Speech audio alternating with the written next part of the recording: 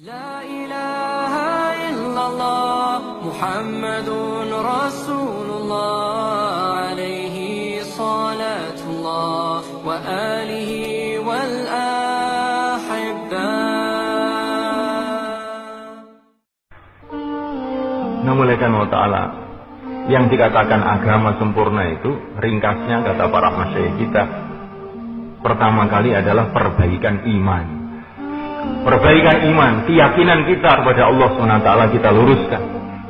Bagaimana meluruskan keyakinan kita kepada Allah? Nafikan makhluk.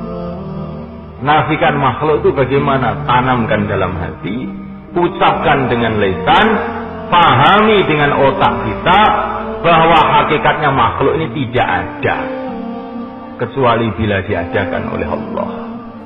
Tidak hidup kecuali bila dihidupkan oleh Allah. Tidak bisa apa-apa tanpa Allah. La haula wala quwwata illa billah.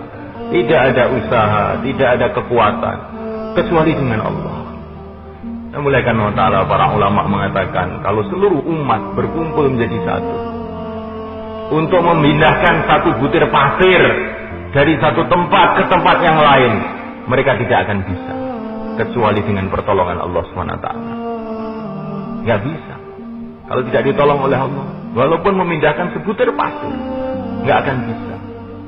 Tanpa pertolongan Allah mereka gak akan punya tangan, gak akan punya otak, gak akan punya mata, gak akan punya nyawa. Bagaimana mau memindah pasir? Apalagi yang besar-besar, satu butir pasir pun gak akan mampu. Makhluk ini yang besar, yang kecil sama saja.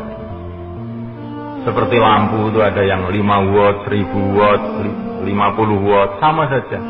Kalau nggak ada setrumnya, ya nggak nyala. Begitu juga makhluk ini, besar, kecil sama saja.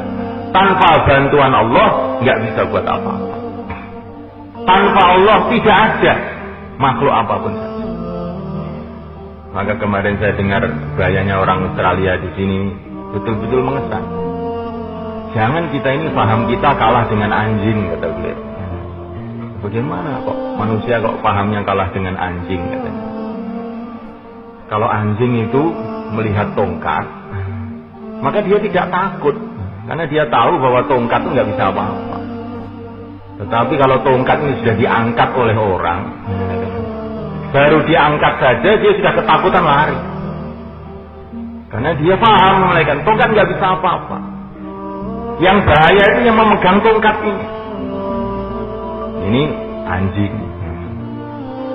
Begitu juga kata beliau ini. Seluruh makhluk ini di tangan Allah SWT. Amerika, Cina, Belanda, semua di tangan Allah SWT. Kalau tidak digerakkan oleh Allah, nggak bisa apa-apa. Maka jangan takut dengan makhluk, takutlah dengan yang memegang makhluk itu. Ya, sekarang tidak, kata beliau. Sekarang orang Islam lagi digebuki sama beberapa negara. Padahal ini cuma tongkat saja ini sebetulnya. Mereka takut sama tongkatnya itu, tidak memikirkan siapa yang memegang tongkat itu. Maka harus memuliakan Allah Subhanahu wa ta'ala. Tidak ada yang kuat di dunia ini, di akhirat, di mana saja, illallah, selain Allah. Ini ucapannya harus diluruskan. Jangan kita membiasakan mengucapkan ini Amerika ini super power. Jangan bilang begitu itu. Yang kuat bukan Amerika, yang kuat yang menciptakan Amerika. Jepang itu pinter banget ini. Jepang tidak pinter. Jepang itu apa toh? Jepang itu asalnya tanah, kok pinter apa? Orang Jepang itu asalnya setetes air mani, setetes air mani dari makanan, makanan dari tanah. Masa ada tanah pinter? Yang pinter itu yang memproses tanah jadi manusia, itu yang pinter. Allah Subhanahu wa ta'ala. Maka kata Maulana Nabi Yusuf, setiap kamu melihat makhluk apa saja, lihatlah awalnya, lihatlah akhirnya. Maka kamu nanti tidak terkesan. Tapi kalau kamu melihat keadaan sekarang, maka kamu tuh pandangannya menjadi tidak sempurna, akhirnya pemahamanmu salah. Kalau kamu melihat raja yang besar, ganteng, kaya raya, berwibawa, maka kamu akan terkesan. Tapi kalau lihat awalnya, lihat akhirnya tidak terkesan.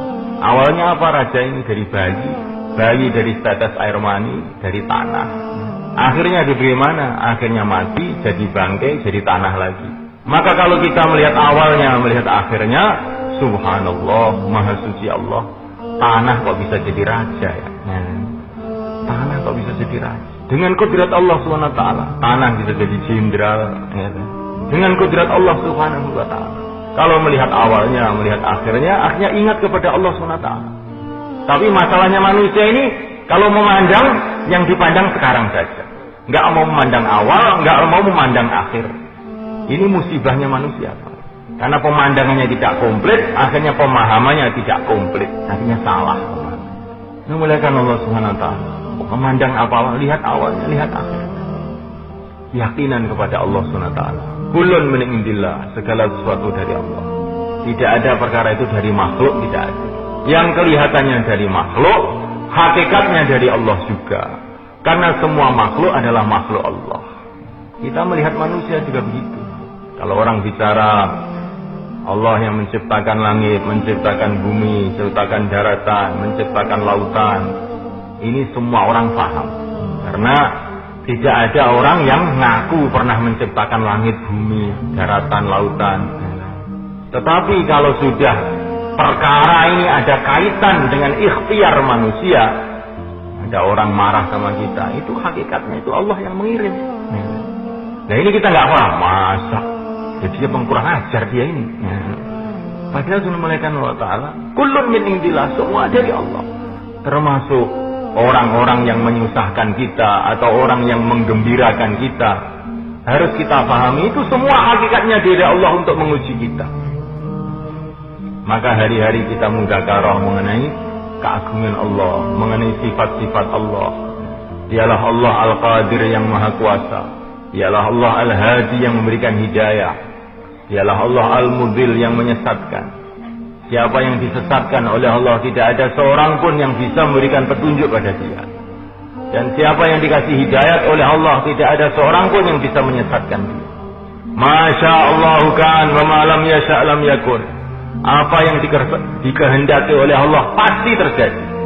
Dan apa yang tidak dikehendaki oleh Allah tidak mungkin terjadi. Dunia ini ada penguasanya, Allah Subhanahu wa taala. Kita menghadapi masalah apa saja dengan keyakinan yang benar.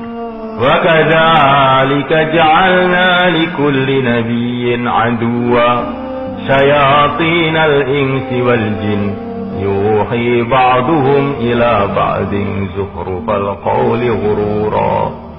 Allah jadikan untuk setiap nabi itu musuh. Allah yang menjadikan musuhnya itu. Musuhnya apa? Syayatinal insi wal jin. Setan manusia dan setan jin. Jadi manusia itu ada setan juga, setan manusia. Ada setan manusia, ada setan jin, ada setan tampak, ada setan tidak tampak. Di mana setan jin dan manusia ini saling membisikkan kebohongan-kebohongan dalam hati manusia. Maka bagaimana kalau yang menciptakan musuh itu Allah, bagaimana kita bisa menghadapi? Maka sunnah malaikat Allah Ta'ala, Allah berfirman, kamu menghadapi musuh-musuh ini jangan takut. Walau syaa rabbuka ma fa'aluh. Kalau Tuhanmu menghendaki, mereka tidak bisa buat apa-apa.